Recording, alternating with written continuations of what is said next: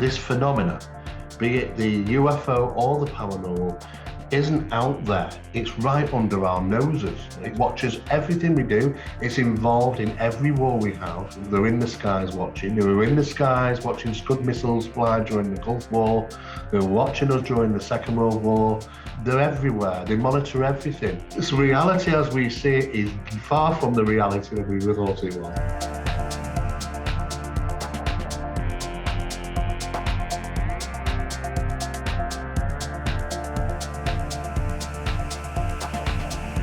Today's conversation is with Steve Mera. Since the early 80s, Steve has been actively investigating, researching and analysing strange phenomena, and he is considered to be one of the UK's top researchers in ufology and parapsychology.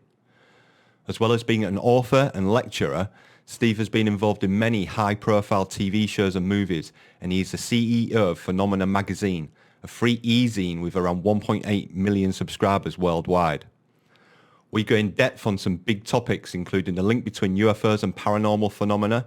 Steve tells us about the time he was punched by a poltergeist and almost quit out of fear, and the road trip he took with alien abductees Travis Walton when a UFO followed them across America for 45 minutes. If you enjoy this content, please hit the like button, subscribe, and let me know your thoughts in the comments. I'm Willie Daniels, and this is Higher Strangeness. Steve Mera, welcome to Higher Strangeness. It's an honour to have you on the show. How are you? Thank you. Very busy. Been a hectic day with fire alarms going off at the office, and everything's fine apart from that. Excellent. Steve, you're often referred to as one of the UK's most respected researchers on UFOs, parapsychology and the unexplained, with around 40 years of experience in the field. Can you just give us a brief overview of your background and the projects you're currently working on? Yeah, absolutely. I mean, my background, I started in 1983 on my first investigation. I specialised in aerial research phenomena, UFO stuff, and kind of did about 10 years in that. I thought after 10 years, I pretty much come full circle. Couldn't really go any further than I had. Got into the paranormal, did psychology degree, parapsychological qualifications and things, and then I got into a number of think tanks regarding paranormal. Still involved in quite a number of those, and then I realised the paranormal attributes to ufology, and I realised that we were limited. I realised very quickly we were limited in the research capabilities of the aerial phenomenon because of the compartmentalisation that we had been induced to over the years by said authorities, such as, let's not look at the metaphysical, spiritual, supernatural, and paranormal aspects of ufology. And that is why we weren't getting any further. So what we've done is, a number of years ago, under the forming of a number of projects, Phenomena Project and Project Doorway, one specialising in advanced studies of the paranormal, one specialising in studies in advanced aerial phenomena. We took the walls down. We merged them all together. So we had the limitation, because those limitations, the paranormal guys would not deal with the UFO guys would deal with the paranormal guys, and so on and so forth. So we put it all in one pot, referred it to as phenomenology, right? And we started to get some answers. We started to put pieces of the puzzle together. We're starting to formulate a picture. I'm currently still working on Project Doorway and Phenomena Project. I'm linked still in with a number of think tanks, trying to get to the inner core of all this stuff, we want answers. Because the problem is that they're both subjects have become very static over the years. I mean, like I say, I've been almost 40 years in this subject. And we do deserve answers. Both subjects have become very static. We can't, there's nothing new now regarding just adding another photograph or video to the amount we've already got aerial phenomena. It's just another video, another photo. And it's not really delivering any answers. In regards to the aspects of what's coming out from the Pentagon in the US, still isn't really revealing any answers, because, there are those elements that might suggest we could be dealing with some exotic advanced drone technology, drone wars, which have been secretly been going on for the last at least 20 years, as I'm aware of, because very muddied, the waters, and what we're being told, is it truthful and accurate and those sort of things. We have to rely on our own research, nothing that comes out of the Pentagon, unfortunately. And it's always been that way since day one. in regarding both sections of phenomena, parapsychological and ufological. Though that there is a very close tie between the two. So I continue on that work. I'm an author. I've done about several books. I lecture around the world. I'm the CEO of Phenomena magazine, which is the largest e-zine in the world in the related subjects. We have a number of our own events, which, do you know what, we're just involved in every aspect of this phenomena, be it every angle. And for us, it's about trying to advance the subject. And now we're in what I would refer to as the inner core of these subjects with academics and scientists around the world, that we are starting to put pieces of the puzzle together. And what we're realizing very quickly, that it's far, far from what we initially thought these subjects represented. So that's kind of where I am at the moment. And with Project Doorway, am I right in saying that's tackling the possibility of things coming from different dimensions and maybe not your traditional nuts and bolts sort of like traveling across the galaxy? My mentors said to me back in the early 1980s that Steve, these are nuts and bolts craft. Yeah, they're extraterrestrial in origin. They travel in the vast distances of space, utilizing exotic propulsion systems. And I was okay to accept that. But as time's gone on, we know that it's not that. It is far, far more than just that on the table. And now we have to reanalyze. We have to empty out basically what half the stuff we've realized and start filling it up with all the new stuff.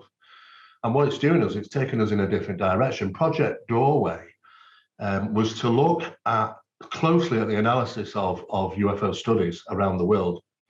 And with surveys carried out in the countries we could conduct them, who were willing to share information, it was a staggering amount of UFOs were reported, about one every 8 seconds or something. It was ridiculous. But the thing is, we have to take into consideration that some of them are misidentifications, some of them are hoaxes. But even so, I mean, there must be a huge amount. And the problem for that is that we would expect to see them traversity into Earth's atmosphere leaves, anything usually passing through ionosphere usually leaves an ionospheric wake behind them, like a boat in the ocean, and are easily detectable by, we don't have to go to SETI for that. We can pretty much almost do this ourselves with equipment we can get hold of now. And that isn't the case. And when I even interviewed astronomers and SETI guys, they said, it was actually a very interesting remark. He said, space is unusually quiet. Unusually quiet. In fact, that's quite an unusual term because they're not into UFOs at all. But when they say unusually quiet, it means that they even expect that the fact that it might have been a bit busier than what they thought it was. So the question really started to think, well, where are they coming from? Where are all these UFOs coming from? There's so many UFOs seen on a regular basis around the world. How are they getting here? And we started to look into surveys then carried out in regard to around about 2,000 of the most significant cases around the world of not just UFO cases, but paranormal and cryptid sightings, but those which really scored the high 10 mark on our list, those which are really profound, world-renowned. And we noted that almost all of them were in certain locations around planet Earth where they were positive magnetic regions of over 250 nanoteslas. And we thought, well, that can't be a coincidence. That is actually no way that can be a coincidence. It's far too high for it to be a coincidence. So we decided to conduct even further studies. And the more we looked, the more we found connections to locations and phenomena. And obviously interviewing people that live in those locations will often report that these objects seemingly appear from nowhere and disappear as if they're materializing and dematerializing at key locations. And we started to try and figure out, well, if that's the case, then why at these locations? And apart from it being a magnetic anomaly, they're also extremely void of bacteria in those locations. We found that from medical examinations, talking to doctors at hospitals, because it just hit one day when we realized they started introducing these new type of doors in hospitals on recovery wards that come out from having operations. And they have the special doors with a positive magnetic seal around them. So we wanted to look at the specifications of this, as why are you introducing positive magnetic fields around these doors? And it was because bacteria struggles to cross it. So we realized very quickly then that these positive magnetic regions are safe zones, in a sense of speaking. They're very low bacterial areas. And that got us to thinking as to maybe there's a second attribute why phenomena is materializing and dematerializing in these key locations. So we kind of went down that path. And the more we did, we realized this about 5 years ago, then we decided to put it to the test using 2 satellites in orbit, one which is monitoring the gravitational disturbances, one is monitoring magnetic regions. And we put it to the test on our calculations and went to a specific location out in the desert because according to the information that we had, we would most likely have some type of experience there. And I think we were there for about half an hour. And, in the US? In the US, yes. Right. And we had a close encounter experience, which communicated with us as well. So it kind of confirmed that we were on the right track in regarding our calculations. Further studies show that when we put it into a computerized system now, almost AI computerized systems, it's known as the YARS system, YARS systems. It's a specialized, very advanced specialized piece of software that you input all the data from. It takes some time, but you input all the data from the most profound of cryptid experiences to the most profound of paranormal, the most profound of ufological. And you, after putting all this data in for such a long time, you get the software to point towards a feasible conclusion, what might be behind it. Right. And the result was very interesting, and it was something that we wasn't expecting at all, to be honest with you. The result suggested that it was a singular source that creates a physiological construct. And we thought, wow, that's really interesting, because what we are considering now is that a lot of these things are seemingly a physiological construct. Sometimes it doesn't get it right. Sometimes, you know, we have what seems to be a very advanced technology interacting with somebody, you know, these beings or whatever they are. But they kind of get it wrong when it comes to the craft, because the craft doesn't look like it could get off the ground. It's got portholes and rivets. Looks like something from the 1950s, and it's kind of just not got it right. You know, it's like the software is not quite right there.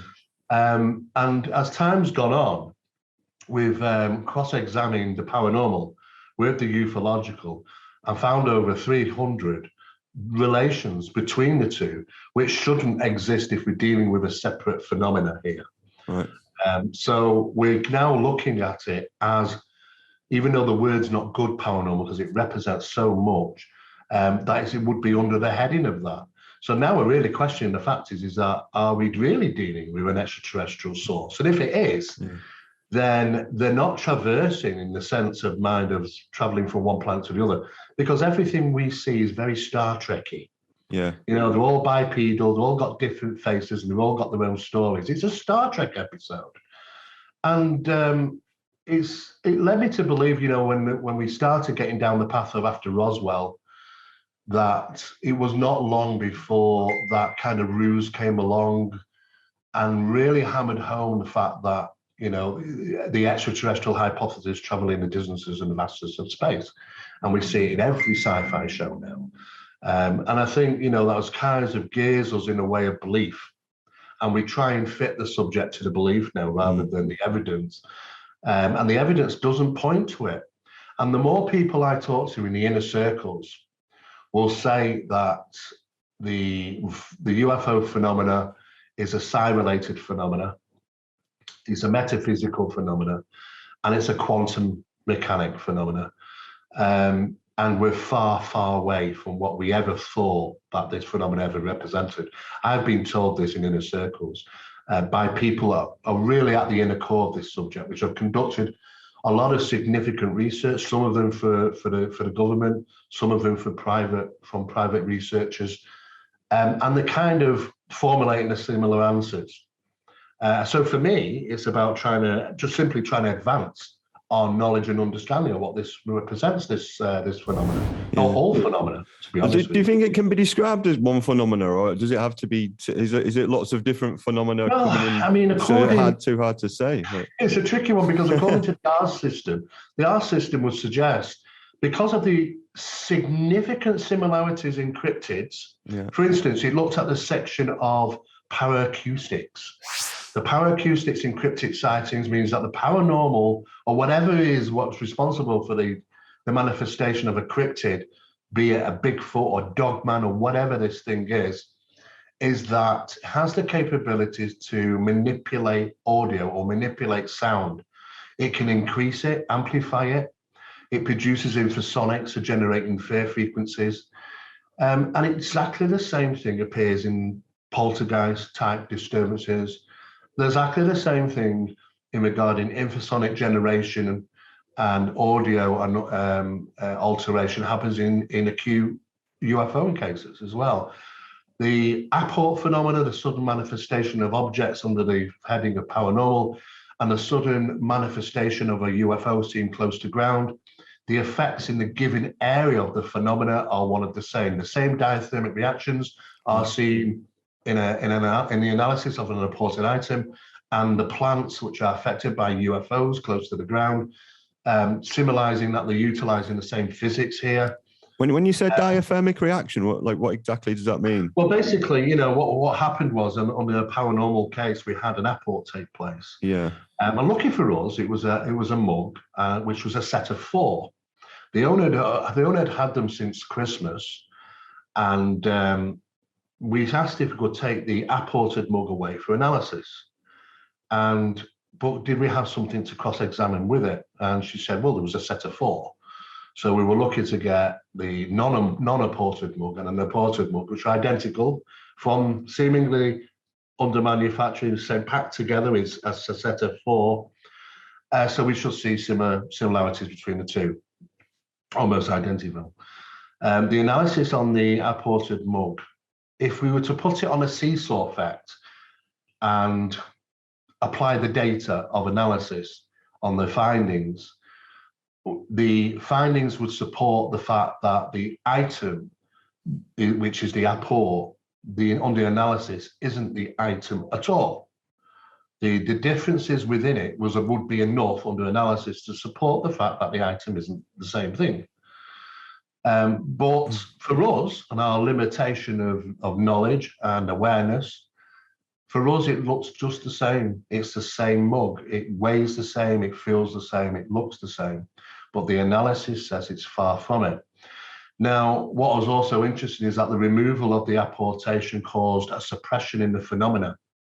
So what we realized over a period of time of conducting these tests, of removing the apport from the locations and the suppression taking place for a short period of time, is that the phenomena seemingly was utilizing the apport as a quantum bridging.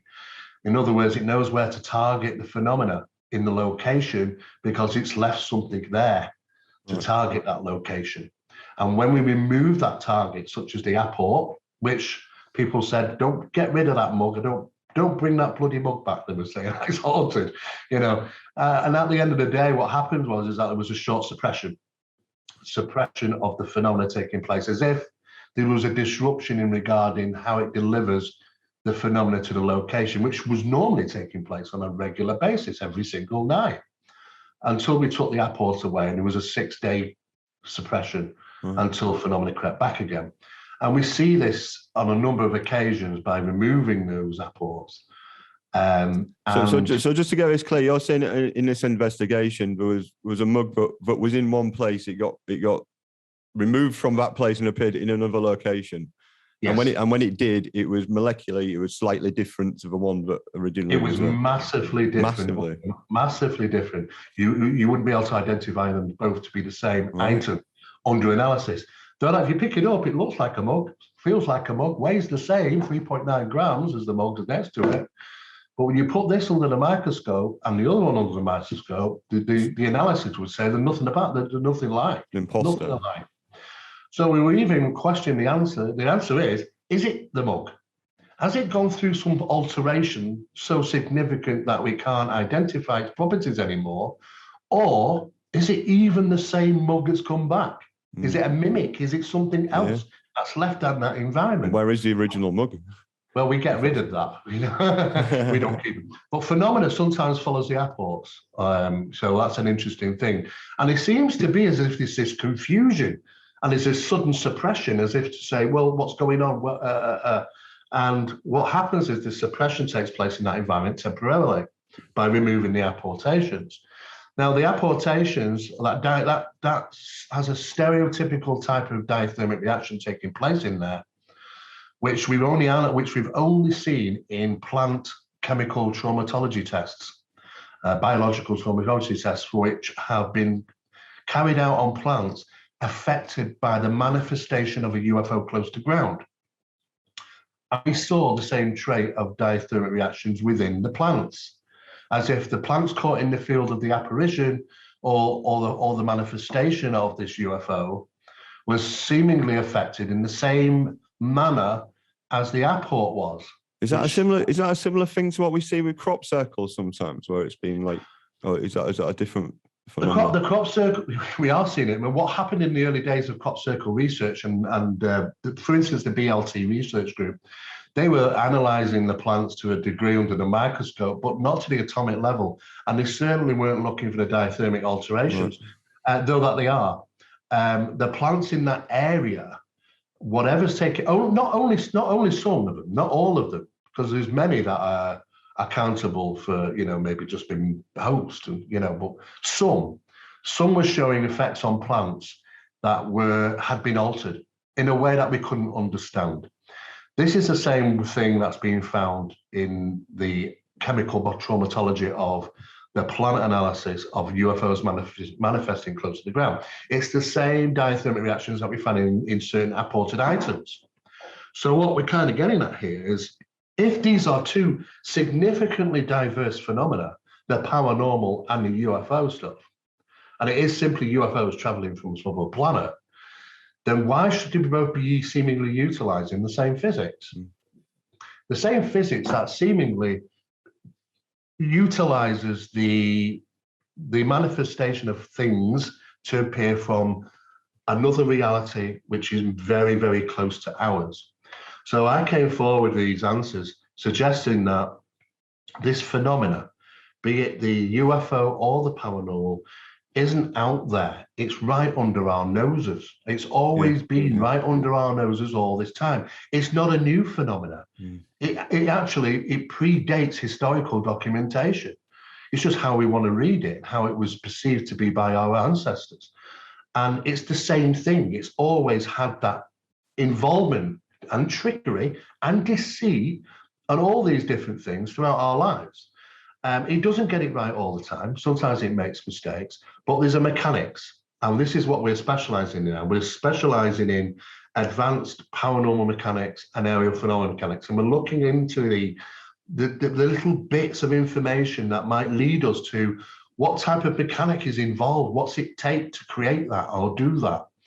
And what we're finding is relationships, even more relationships than we initially thought, between the UFO and the paranormal. And not just that, even cryptids, those strange cryptids. I've seen a dogman and all those things, because sometimes, they're in relation to those experiences as well.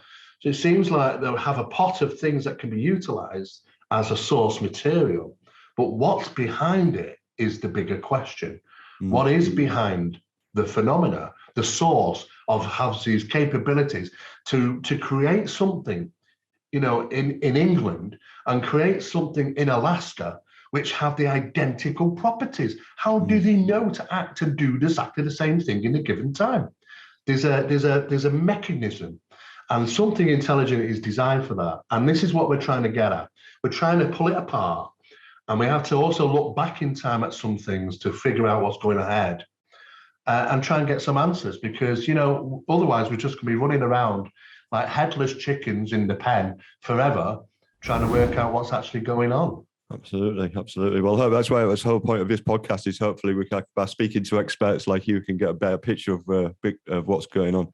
and yeah, taking the paranormal and the ufology into account and all the other phenomena as well. Absolutely. You did. You wrote a book with Jenny Ashford called The Rochdale Poltergeist. Yeah, I wrote a couple actually with Jenny Ashford. Yeah, and the Seattle Demon House as well, wasn't it? Yeah. Yeah, it was a very interesting case. Let me just tell you first how Jenny came to be with that, because I'd wrote the report up, and she knew about the case, and she contacted me, and she said she's a horror writer, and she's a damn good horror writer, I have to admit. And she said to me, it's quite funny actually. She said, "It's a fascinating case, Steve, and I've seen the report." She said, "Do you not have any feelings?" I said, "What do you mean?" She said, "Well, it's like you're emotionally dead." And I said, "Well, basically what it was is that my reports, I write in a certain manner, and it's very scientific. Yeah. There's no room for feeling." Yeah. She said, "Look, you must have been terrified at some." I said, "Oh, bloody, it was, yeah." It was hard one for me to digest. That was the hardest one for me to digest, that case. And I said, "Well, she said, let's put it into book form. But please let me do it with you so I can inject some humanity into it, inject some emotion, because your readers don't get that. You only get a scientific report, you don't see it." I said, "Okay, no problem." We did that a couple of times because after doing it for so long, I've become numb to, now I have, things don't bother me anymore. But for someone trying to read these reports, I don't show any emotion, so we do that. And it turned out quite well, but this was part of, it started just prior to, I think it was 89. I was contacted in the UK by Manchester Public Relations Office.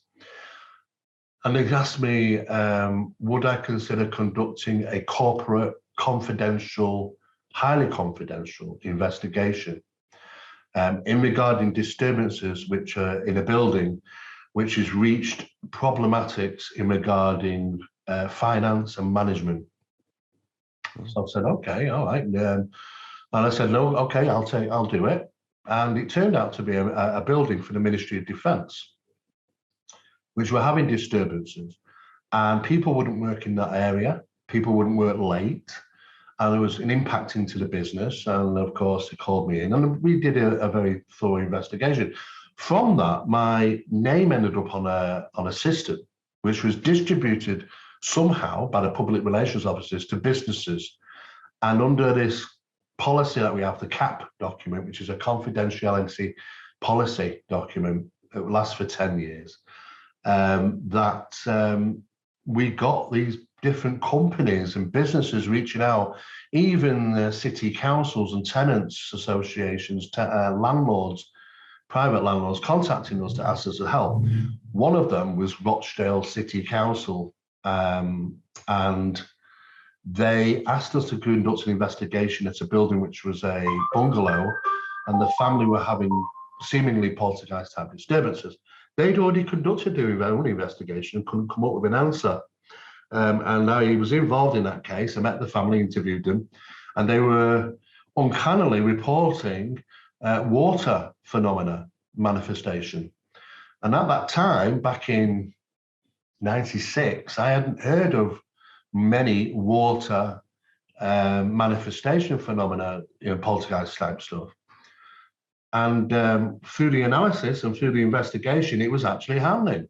And we had the water analysed by Northwest Water Laboratories, who conducted the analysis on the water to prove the fact that it isn't rainwater, it isn't tap water, and the analysis of the water, the anomalous water, was significantly different in conductivity, the UCSM levels, which were rocket high compared to normal tap water. It was very, very profound.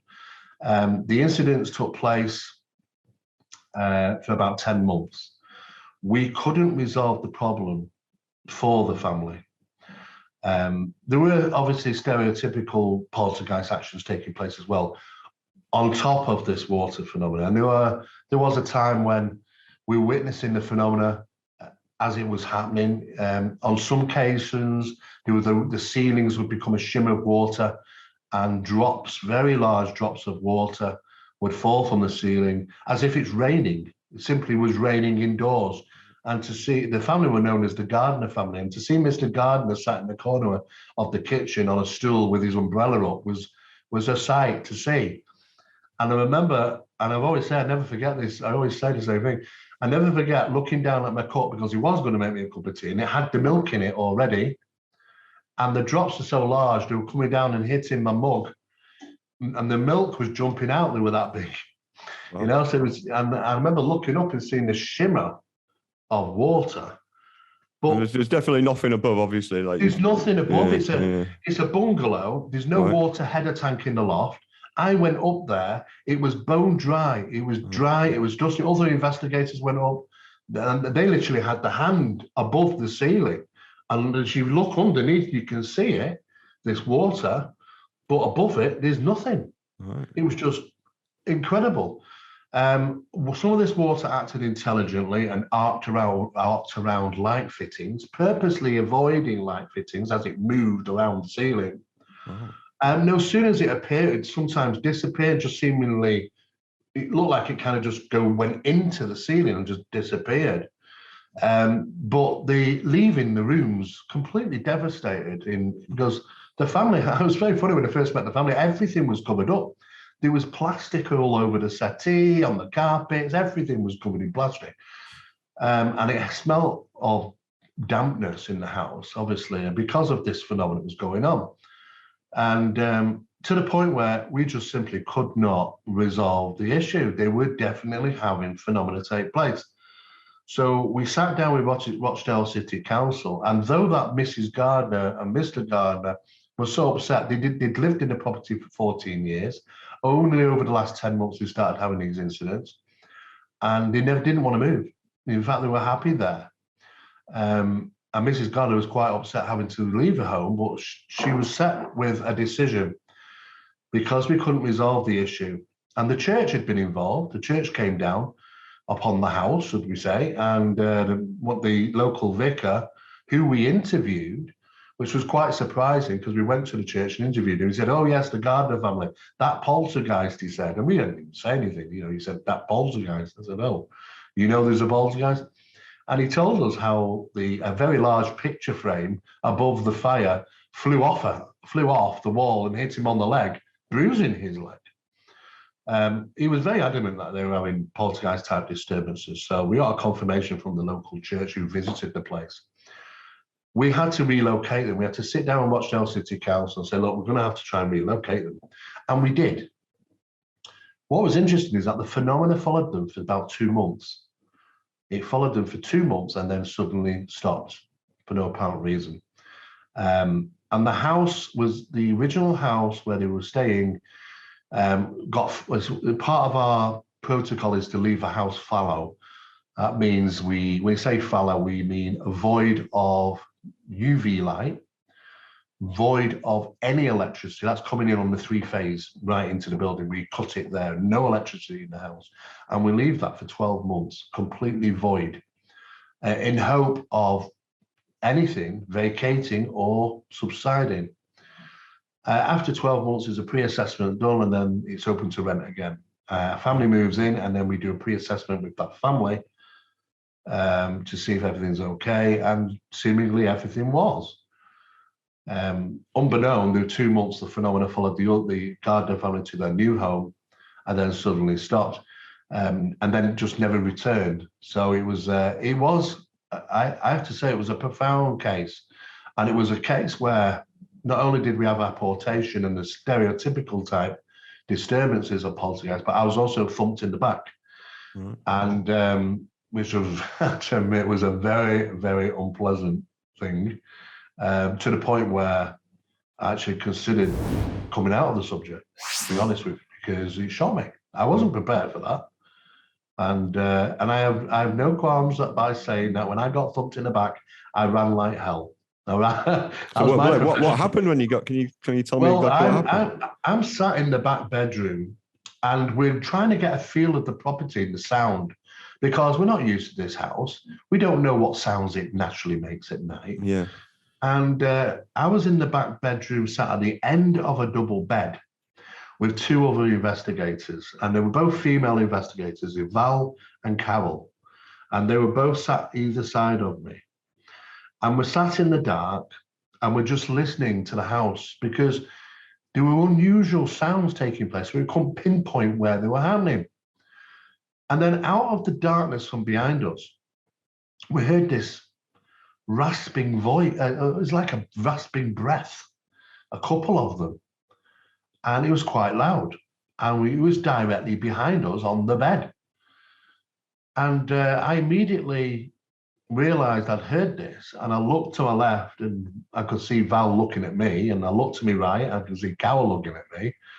And I know that expression from them was, I'm not looking round, you look round.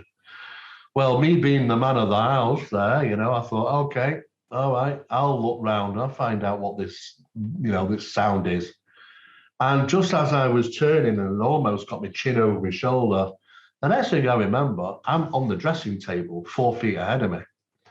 Wow. And I'm a big guy. It took a lot to lift me from the ground. And I was in pain, a lot of pain. Wow. God knows I do not know what happened. I realized it wasn't normal. And my professionalism got the better of me, and I ran straight out the bedroom and straight out the front door. And I was sat outside on the front wall trying to figure out what the hell has just happened and where do I go from here? The investigators came and they were more interested in looking at my back, because by the time they got to me, my back was just starting to bruise, and it was about so big on the back here, just above the right side kidney, and a lot of pain. But lucky for me, prior to being a researcher full time, I used to be an engineer. I used to be an electrical engineer. And any electrical engineer out there will tell you they've had a whack, they've had a shock occasionally. In the old days, you used to make you touch the shock, a purpose shock, so you can identify it. You won't do that now for health and safety reasons, but I know how it repels you so much. Right. And that's how I can describe this punch, because though it was a physical thump, it couldn't have thumped me 4 feet off the ground. It was as if I had had an electric shock as well, a very powerful electric shock and a thump in one go, which kind of falls in line with electrical disturbances of poltergeist phenomena. And that's the best way I can describe it. I had the bruise for a couple of weeks or so. It was quite painful. But, though I thought, that's it for me, I'm out of this game. I've had it. I've done well. Yeah. Since 1983 to 1996, I'd done pretty well. I thought, I've seen it all, until that happened. And I thought, that is it. I'm getting out of the hell. I'm gone. Nothing, I'm not doing this again. And, about 24, 48 hours later, I found myself doing the absolute opposite. I thought, that's it for me. But then when I started to think, how does it do that? Yeah. How can it do that? What physical strength does it require? What energy is required? Where's it obtaining its energy? And you know what? It had me into the subject even more. But I'll tell you honestly, at that point in time, I was gone. That was it for me. I was going back into engineering. And it was only a couple of days later, I got thrown back into the case and trying to figure out how the hell these things happen, which has kind of put me on a different path of mechanics, And of course we did, the family were okay now and they're happy, and, we've done our best for them. And the people who are living in the bungalow were fine. As far as I'm aware, there's not been any further incidents. And I had all this on file. And when I worked with Jenny, we created the book, and it was released in the US, in the UK, and Japan as well. And then we also worked together on the Seattle case as well, which was a very similar type of stuff. But for me, it was that was the turning point in my life in regarding the advanced research coming in, to try and work out how it does those things. That's an amazing story. I'll put the links down in the description if you want to get Steve's book. A lot of experiences we've described so far, it seems very similar to what have been described in the Skinwalker Ranch case in the US. Is there a lot of similarities? How do you feel about that? And how do you feel about the US government's involvement and the way it's been portrayed almost in the media? Yeah, good question. Well, my colleague who I work with is Barry Fitzgerald. Many people will know him from being the lead investigator of Ghost Hunters International. What people don't know is that Barry's experience, mostly lies and passion, is ancient phenomena, and not just the paranormal, UFO stuff as well. And we've been working on Project Doorway for a while. We both had plans to go to Skinwalker in 2019. I couldn't make it. I couldn't do it. I was just too busy on lingering other project stuff and filming to be able to go. But Barry was able to, so we sent off Barry went off to Skinwalker Ranch and recorded phenomena whilst he was there. There's still aerial phenomena taking place. We know from the research that we've carried out that it is Skinwalker lies in a location that is a positive magnetic region above 250 nanoteslas. Perfect calculation for our material, our research. The information that's coming out from there, that you've got a multitude of phenomena, though that you do have the trickster, you also have the hypervasive phenomena, because they've tried to record phenomena in there. And what it does is you put the cameras one way and it happens over there. So they put the cameras over there and it happens over there. So they thought, right, we're going to have this bug and we're going to put cameras there and there. And what it did is it ripped out the wires of the camera. You know, if they want to be hypervasive, they can be. Yeah. But there's a lot of tricks that are involved. A lot of paranormal, cryptid type stuff, yeah. UFO stuff, yeah. This is just another indicator to say we are dealing with one phenomena with many, many masks. Same phenomena, different mask. That's all it has been, I think, since the birth of this stuff, or whenever it originally derived.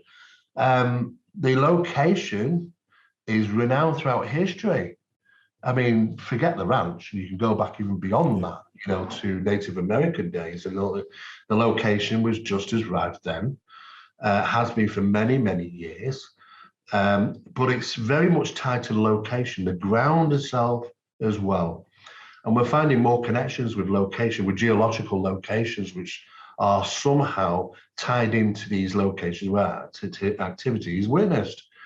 Skinwalker Ranch is just one of many. I mean, there's the meadows. Now the meadows, I can't go into it too much because it's quite highly classified, but the meadows, it's like having 10 Skinwalker ranches altogether. I mean, whereabouts is the meadows? I can't go into. I can't tell you. But what I can tell you was it's given the reference name the meadows on purposely, because it isn't a meadow. Right. Okay. It does lie in the US. Right. And there's more stuff going on there than there is actually at Skinwalker. Right. And it's not. There are a number of these. We were aware of actually another one in Russia, which is seemingly the Russian government had involvement in conducting research themselves, just like the American government did with the NIDS Foundation. Yep. Now, the downside of this is that there are many people out there that assume the UFO stuff is all love and light. And I've always been honest when I've lectured around the world and represented the phenomena for what it is and not for what it isn't. I don't avoid areas. I say it as it is, because this is what you get with this phenomena. You don't know what you're going to experience. There isn't all love and light. You know, there are some very significant cases of maiming and even worse than that, as you can imagine. And there are some nasty things that goes on. Now, I keep saying to people, if you really want to delve into this in a physical manner, go to these locations, then be guarded and have enough information about the subject so to make a choice. And that's why I've always said it. I have upset people. I mean, I've done lectures and I've had the audience in tears saying, "Oh, I've introduced my son to this phenomena. He's 12." You know, and because people get this feeling and insight and belief that it's all love and light, and it's the Space Brothers here to save the day. And no, it's not always. And I'm aware of that. the inner circle are aware of that, and the government are aware of that. Yeah. The problem is it has a very close connection to some of the supernatural stuff as appearance and direct, how can I put this? Attributes because of your involvement. And this is what's happened at Skinwalker. I knew it happened many years ago. It's starting to creep out now. You know, people have been conducted into doing long-term experiments at Skinwalker, like the NIDS and a number of other people. This phenomenon had a sting in its tail and a streak of negativity, and the worst things you could possibly happen to some of those people and their families have come forward from their, I don't want to say too much now, from their studies, long-term studies of interaction on key locations. It does have a sting in its tail sometimes. You've got to be very careful. Is that something that bothers you with obviously you've been involved in this for a long time. Are you worried that things like a tower, have they attached themselves to you before? Well, I've learned to kind of recognize, I mean, as Barry has put forward we live in a society that's disconnected us from our fight or flight and recognizing dangers beyond our normal senses. Some people still got it, but we all have this survival sense. The problem is that refined sugar, which is a poison, I'm talking about refined sugar, not proper sugar here, which is everybody's kind of gets addicted to, acts as a poison, and what causes adrenal weakness. It disconnects us from our fight or flight. So when we're on location and we're experiencing this beautiful lights in the sky, and almost glamour, and it's like the magician's hand, you're transfixed on the phenomena, but you're not aware of what's going on around you in that environment. And sometimes it's not always good. What we say to people is starve yourself for 72 hours of refined sugar. That's all you need, 72 hours to clear the system out. And what will happen is it will reconnect you to your survival sense. Your skin, as Barry would say, is the best biological system we've got. It tells us information, that survival sense. You know, it's not by chance that people's hair sticks up on end and they all goosebumps, and because it's telling us. Just because we don't see something, hear something, or touch something, doesn't mean it's not there. It's another process there telling us something's in your environment and I don't like it. And people need to listen to that and don't ignore it. And I've learned not to ignore it. When all my shackles go up, I know I have to get the hell out of there. And I do. I don't overstay my welcome. It's very difficult for people to recognize that now because they're living in a society where with so much chemicals and rubbish and refined sugar went in the city, people go on Skywatchers. What do they do? They'll take Coca-Cola, which is probably the sweetest thing you can drink. They'll take candy and Mars bars and things with them, chocolate, and they'll sit out there and eating and drinking all this stuff and completely disconnected themselves from the realism of their own environment. And you need to make a decision if you have some type of experience. Do you take a step forward towards it, or do you back off? And the mechanisms that makes you give you that choice is depleted. So it's about recognizing, you know, should you or shouldn't you? And I'd always stress extreme caution regarding dealing with some of this phenomenon because, you know, it doesn't always end, you know, it can end up in tears. It's not always good. And it's always been that way. This is nothing new. The phenomenon has always represented two sides of the coin. And if people want to choose to ignore the bad side, fine, no problem. That's up to them. But I assure you that in these cases, they're not all love and light. And even when they are perceived to be love and light, we even have to question now, how much are we being deceived here? You know, do they really care about humanity? Well, it doesn't seem to show that. You know, don't care about us so much around planet Earth. Care about planet Earth, maybe. Now, the question is, well, why do they care so much about planet Earth? Probably because they come from here. Probably because it is part of them. You know, and it's been a long time. They always have been. It's not an external force in a sense we initially thought. It has its roots terrestrially. We're just in a different physics, a different reality we're unaware of. And I think we're starting to realize now, well, we definitely are in certain camps, that they're very intrinsic in regarding the supernatural aspects of this. It goes back into legend, myths, and tales, but it only does so because people cited these things as physical beings. Yeah. Barry's got back out to about 700 BC, and can't go no further because we just can't find any more research really. But it's there, and it started with serpent worship. And it's changed, but it's the same phenomena, but the mask has changed, keeps changing over the years. You know, you can have the Greys, you can have the little robot men, you can have the Nordics, the Pleiadians, you know, the tall whites, the lizard men, the reptilians, and you know, he was a representative of a phenomena that suitably interacts with us in different ways. And we now have evidence to support that perceptions are being altered in some cases of this phenomena. So we can't trust what we hear. We can't trust what we're told. There's obviously got an agenda, but some of those seem to be pointless and pointless tricks.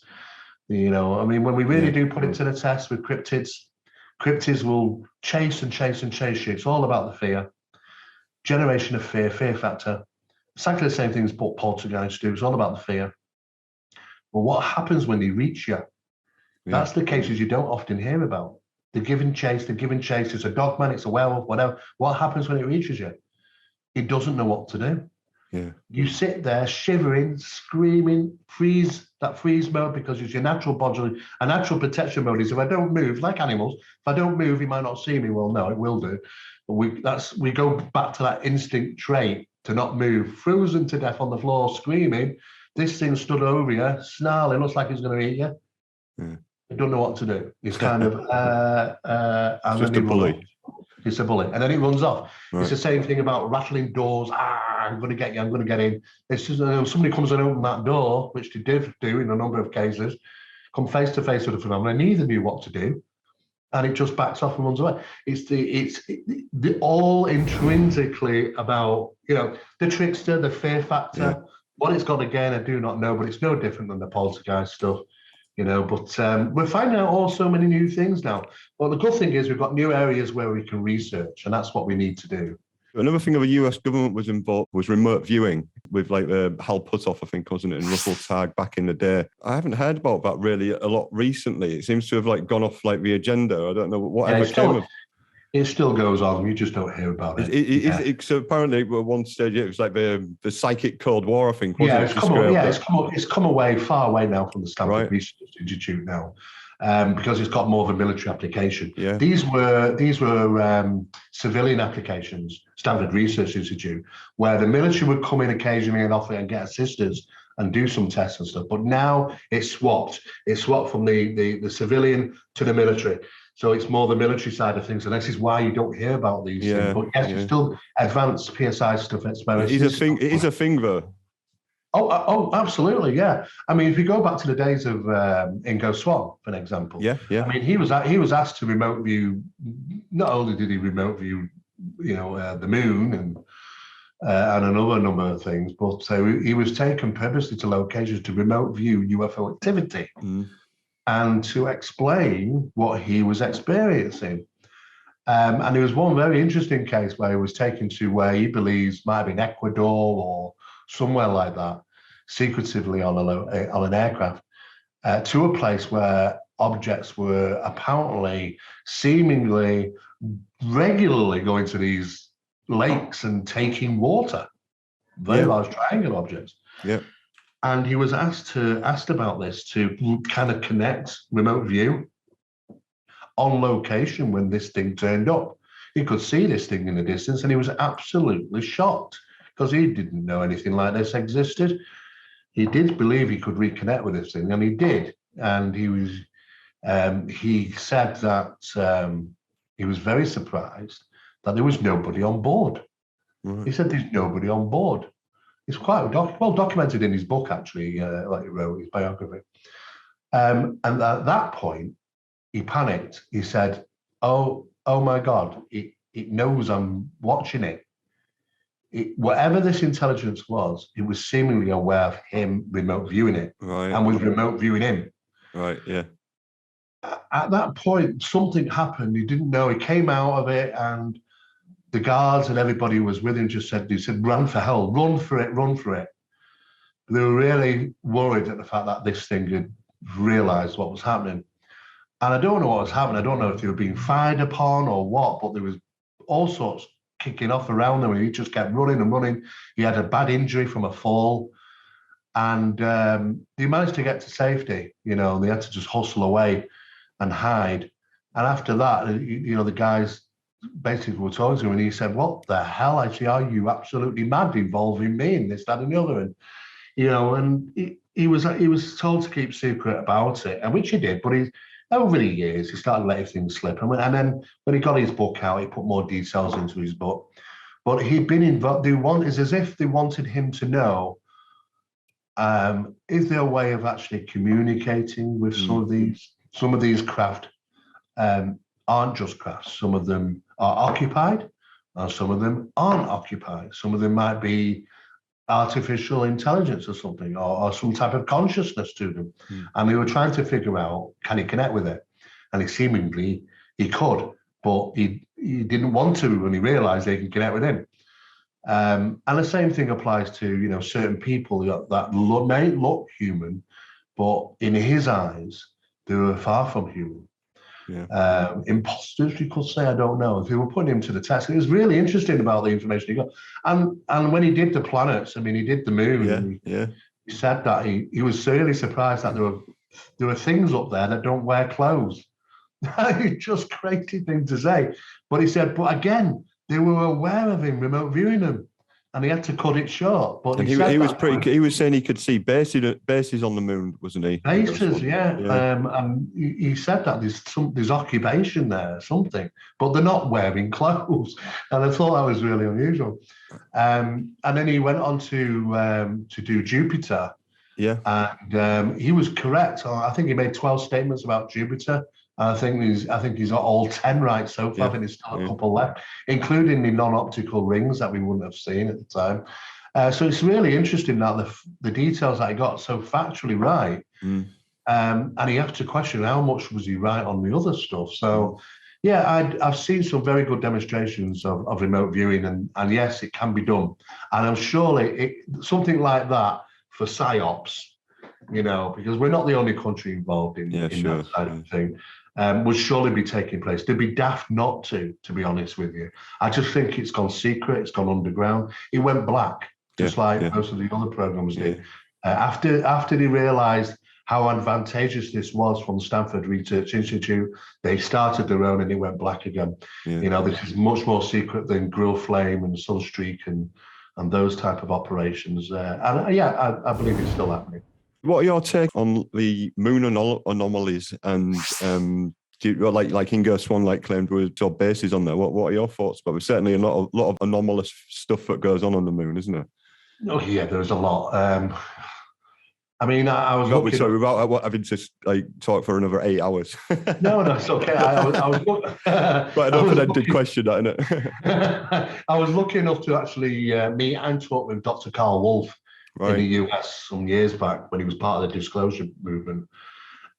He was working and ended up in NASA, and he was introduced into a room where they had photographs the size of a double-sized desk, right. And on there was a lunar base on the far side, which wasn't American.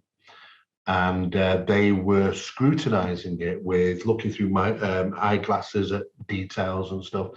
And he clearly could see the images. He was told about it, but obviously it's not something he realized very quickly. The person who was telling him about it shouldn't have been telling him about it. Eventually, he came out with it some years later.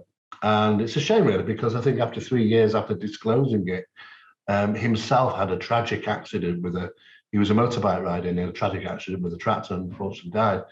But he's not the only one. He's not the only one that's come forward about a base on the far side of the moon, and the position of the moon and the way it rotates Earth allows it to never be in sight, which is very, very handy. It's seemingly like a mechanism has been placed in there. I would even question the fact now, there's people questioning about the authenticity of the moon being a proper known satellite, or is it hollow? I mean, with evidence as it is. Is it some observational outpost? We just really don't know. There are constructions on the moon. Yeah, absolutely. From the evidence that I've seen, I would say I put my money on it and say, yeah, there is constructions on the moon. There are not so many constructions on Mars because whatever was there got literally obliterated millions of years ago. We find bits of machinery and unusual parts of rocks and stuff like that shows that there was obviously something there at some stage. The isotopes in the atmosphere or something like that indicates that there was nuclear activity there. What that was is unusual. But there's so much we don't know about the moon. I asked questions about the revisits and stuff, and obviously there wasn't seemingly a big surge to go back there. I don't know if what was witnessed. I mean, I know that I met Buzz a couple of times. I know that he went international on a TV show, First Men in the Moon, and he stated they were followed to the moon by UFOs. Yeah. They were watched by UFOs. They were followed them back. I couldn't believe it when he said that on television. Yeah. I thought it's going to be front page newspaper everywhere. And you know what? There wasn't a column that picked it up anywhere. And he's not the only astronaut to say similar things, is he? He's not the only one. There is stuff out there, absolutely. And not just Americans, by the way, like there's Russian cosmonauts and from other nations as well, isn't there? Yeah, there's seemingly some things out there. It seems to be more about monitoring. Everything's about the Watchers. You hear in the Bible about the Watchers, the Nephilim, the Watchers. Well, okay, we talk about the Nephilim, we talk about giants. Yes, giants existed on Earth. Now we have the evidence. Smithsonian Institute were lying for us to all these years. They're keeping all the secrets away. But yes, they existed. Some of them had 2 rows of teeth. Some of them had 6 fingers. Some of them were up to 13, maybe 15 feet tall, and some maybe even bigger. Who knows? But yes, they're fact. They're real. They're alive at one time on planet Earth. We have giants. And then the other side of the coin is then the Watchers. Who are the Watchers? The Watchers have always watched us. They watch us. They monitor us. Everything. Well, we seemingly have a phenomenon that does that. The UFO phenomenon. It watches everything we do. It's involved in every war we have. They're in the skies watching. They were in the skies watching Scud missiles fly during the Gulf War. They were watching us during the Second World War. It's just, they're everywhere. They monitor everything. People worry about invasion. If they want to invade us, we've done it a long time ago. I mean, first strike, we would have no chance because they know every civilian airport. They know every military establishment. They know every nuclear establishment and every power plant. And not just ours. In every country, I would suspect. This is what we would do if we're going to take invasion. We'd first pick out all the infrastructure to know where to destroy, which will cripple us. If they wanted to do that, we'd be gone in a day. There's no point. It is as simple as that. That's not what they're after. It's like a long-term study program of monitoring, and maybe in some cases experiments and treatment and alteration in some cases. Maybe it's genetic, but whatever it is, it's extremely, extremely long-term. And the biggest question is what do they represent? What are they? What is the real man? What are they? I mean, are we always going to see a mask? Are they always portraying themselves as something else it isn't? Or is it just some type of simulation or matrix? Even scientists are saying now the universe, it looks to be constructed like a matrix. Yes. I thought, oh my God, it's like it's all kind of bits coming forward, learning more now. That it's reality as we see it is far from the reality that we thought it was. For sure. The more you look into it, the sketchier it gets as well sometimes. Absolutely. I know you spent a bit of time with Travis Walton. What was he like? Travis? What's your take on that, on the abductions? Oh yeah, Travis is great. We're really good friends. Travis is great. I'm the official spokesman for Travis the movies. The documentary movie. There still should be another one being made, which they agree that they want one because the original movie Fire in the Sky was just so lousy. They want to Hollywoodize it and leave out all the important bits and change the story. I mean, it's just and it was a shame because when Travis told them the original storyline, he said it's too crazy to believe. Crazy to believe that he saw humanoids and grey type alien. We can't put that in. It's too crazy. I thought, really? So coming out of a cocoon in the movie is not crazy, is it not? And it was quite laughable when he told me about And he was never happy really with it. But there has been further evidence that came along, as you know, probably regarding the analysis of the location that took place and how the trees were seemingly affected somehow in that location. The same thing that we've seen many times in other locations and plank crop circle locations. He's a great guy. You know, he's very intelligent. He's very laid back. It is what it is. You know, he's never changed his story. I believe him 100%. And I'm quite critical. And I've also did some training in identification deception. And I know that he's absolutely telling the truth, what happened. Look at a location, positive magnetic region, over 250 nanoteslas in the area. Again, another prime location, just like Skinwalker in geological terms. I was on a road trip with him a few years ago. I was in we were in Philadelphia, we were going to Pittsburgh, and we were on a road trip. So we were with each other for a week or two, and we were traveling down the freeway or the highways, okay. And there was something in the sky, and it was I don't know if it was a ball or disc, but it was round and it was silver and it was pacing the vehicle, our vehicle. I spotted it, he spotted it, and we pulled over on the side and got out the car, and this thing stopped, and we stopped, and we're watching this thing. And Travis, I said, Travis, you seen it? He said, yeah, I'm seeing it, but I've seen them again. He doesn't talk too much about it, but he does see them. You know, they have an interest, I think. And I said, well, luckily they're going to get 2 for the price of 1 today. I said, I was going to laugh. So we got in the car and we traveled a few more miles, and it followed us. It followed us down the freeway. And this carried on for probably about maybe 45 minutes or something like that. Then we lost sight of it. But it was interesting, that those things happen. And he said, those things happen. He doesn't talk about it because it's just one of those things. But most people really want to know about his incident rather than, have you ever seen any others, Is it something you found it? Like, I know there's I've had a lot of people say that once you start seeing the UFOs, once you become a witness and you see them all the time, do you think that attach themselves to people, or do you think people become more more observant? Very much so. I mean, it happens in the paranormal as well, people have experiences. But from what I've learned is I got into the subject of UFOs at a young age after leaving school, and I didn't see anything for a short time, and then when it did, I started seeing more regularly. Now, I mean, some of the photographs I've seen, people would say, why aren't they in a magazine or something? Because I can just look out the window one day and there's a disc in the sky. I've seen 4 discs together. I've photographed them, I've videoed them. I see a lot. I mean, in a month, I'll probably see maybe 4 in a month, Wow. And it's always regular. Now, I think it's basically is that the reality of this phenomena has a conscious connection with the observers, and it knows and reconnects and consciously. And sometimes you get the urge to go and look for no apparent reason to observe, and you do observe. Sometimes they just seemingly turn up. They did last Christmas on Christmas Day, having dinner at 3 o'clock, Christmas Day, outside my window. As I'm sat eating my dinner, there was one right there. It stayed there for about 15 minutes. It was moving very slightly, and there was some kind of thing that was coming out of it every now and again, as if it was expelling something, Right, yeah. But it was there about 15 minutes in the sky from the back garden. I kind of get used to seeing it, but I think once that door opens a little bit, I think that interaction's there, and they're aware. That phenomenon is aware, as a connection with the observers. So I think it's a partnership. I think it's a cohabitee.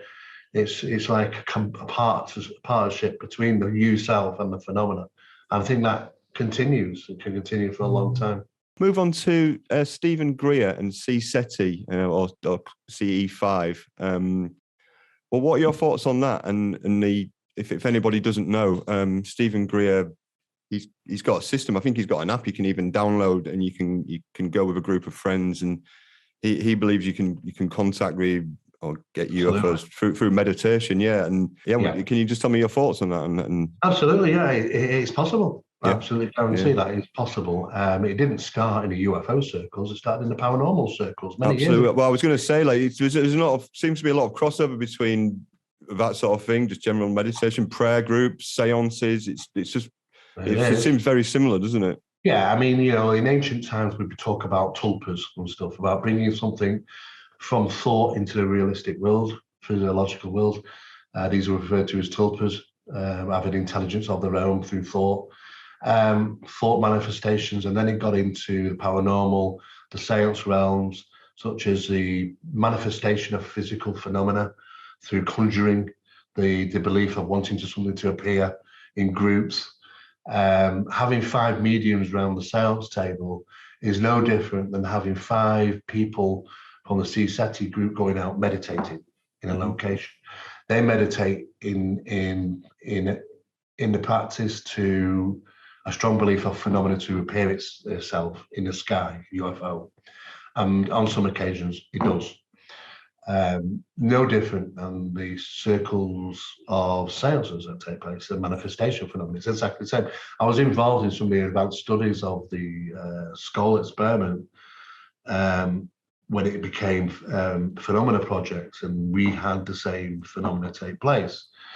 There has also been the physical materialization of small UFOs around the seance table, size of dinner plates.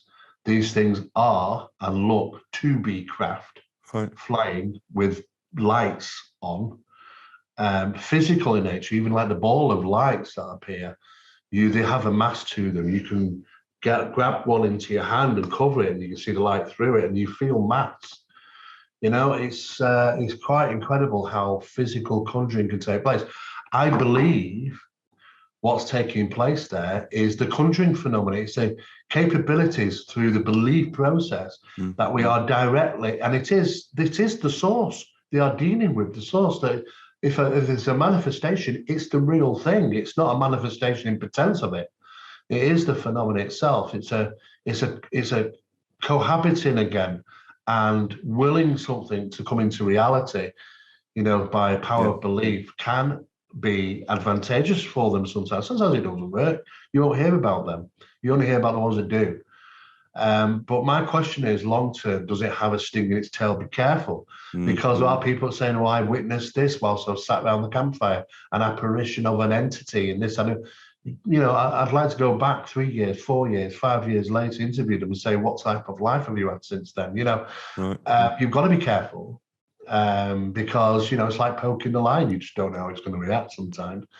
But I think the manifestation of this phenomenon can be done in the same manner. This process of conjuring, it can happen around the seance table, and manifestation, real physical manifestations we've had. We had it in the skull experiment, newspapers and items appearing from somewhere else, which shouldn't be here, and they're still here today, and they are real as far as we are aware.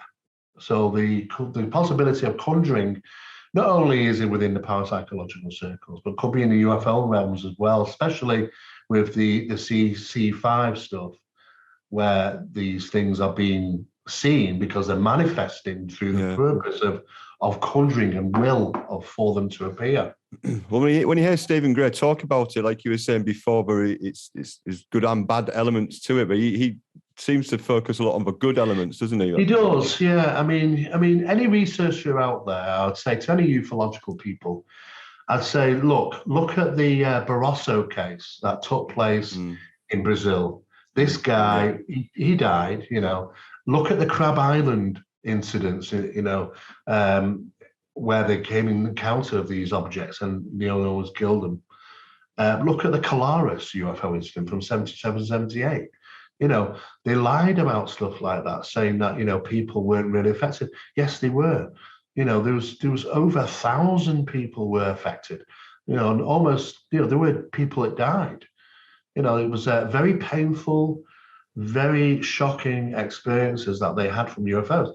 Any researcher out there, all the information's out there, you can go research it and find that. So why ignore it?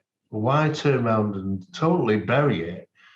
And I talked to a couple and they said, oh, it must have been a psyops operation to make people think it's bad. Well, that's even more extreme. You know, we're talking 1977 and 78 here. Objects that were coming from the sea in various shapes and sizes. Military personnel saying that they were seeing entities and they're trying to communicate with these things. And at the same time, they're physically attacking people in the town. And exactly the same thing happened in India a few years later. They tried to cover it up and call it a swarm of bees. Yeah. It was ridiculous. And it was the same, similar town, no policing really, no much military there. It's perfect for an agenda for them. I say, look at people and say, well, look at the whole subject like I do in ufology. There's good, there's bad. You know, it's all down to our perception. What makes a good experience? I asked once somebody. He said, well, I didn't have a bad one. I said, well, that can't be measured as a good experience. You can only measure it as agenda. They're just going about the business and we make the decision if it's a good or bad. Yeah. You know, so at the end of the day, you know, I would tread very lightly regarding our proposition regarding our belief and our belief system regarding what UFOs really represent, especially at this time, because now we're starting to realize that they consist of something much more than what we were told back in the 1980s. For sure. Steve, thanks ever so much. It's been an unbelievable conversation. I've loved every minute of it. Before we go, can you suggest 3 people who you think I should speak to as guests on the show, who the audience needs to hear from? Oh, that'll be Barry Fitzgerald. Barry Fitzgerald, okay. Yeah. You should talk with Barry Fitzgerald. He's been involved in the research program along with me. He'd be very, very good. Right. I would definitely talk with Nick Kyle. Kyle. Okay. Nick Kyle is in Scotland. His details will be on the internet. He used to be the president of the Society of Psychical Research in Scotland, but he was also, between myself working on a Phenomena project and the original Skull, he worked in the middle there and he was there when they experienced the craft manifestations and stuff. So he's got some really good evidence. Okay. He'd be a good person to talk to. And thirdly, I would talk to Chris Turner regarding the cryptid side of things, because some of the cryptid stuff that's been experienced here is definitely associated with the paranormal in areas where paranormal phenomena is taking place. And with me working in these areas, I know that there's UFO phenomena taking place there. There's a place in Bedlington in the UK where it's strife at the moment. Paul Sinclair's a researcher who's been dealing with and looking into places like that. And Chris Turner's been looking into the cryptid stuff around the UK, but when he started looking into it, realised that there's paranormal strife there and UFO encounters are taking place there. And he has some interesting evidence as well. So I think from 3 different sides there, you've got all 3 different variations there, but you'll find they're all talking about the same thing, really. Yeah, excellent. Oh, thank you for those suggestions. I'll definitely put them down on the list. Where can people keep up to date with your work? You've got I'll link in the description to Phenomena magazine. People can subscribe to that for free, can't they? Yeah, it's downloadable for free. So all back issues are available for free. Yep. It's the largest e-zine in the world, actually, subject related. It's in 12 countries, 4 languages, and I think it's 1.8 million readers per month. And you can download each and every issue from the magazine site on archive. phenomenamagazine.co.uk is where you can get that. It just keeps people up to date. Yep. I have my own website, which is stevemera.com. And you can find out some of the details on there. I think that we just released the very first scientific paper surrounding Project Doorway, which is available to view on there. Wow. Most of the other places you'll find me under my business name of Zohar Entertainment Group, Zohar Global Group. We have a number of YouTube channels out there. Phenomena Magazine, as you know, normally has its YouTube channel out there. My books are out there for people to obtain on Amazon and so on and so forth. Normally, though, doing so much different stuff from one month to the next. It's best to just Google Steve Mera and see what I'm doing at that time, because it varies from doing different documentaries to filming projects to research projects. But pretty much that's it, really. Superb. Well, thank you ever so much again for your time. I'll put links to the description down for all those things that Steve just mentioned. Fantastic. Thanks again, Steve. Cheers. Thanks very much, Willie, for having me on. I'll talk to you again soon.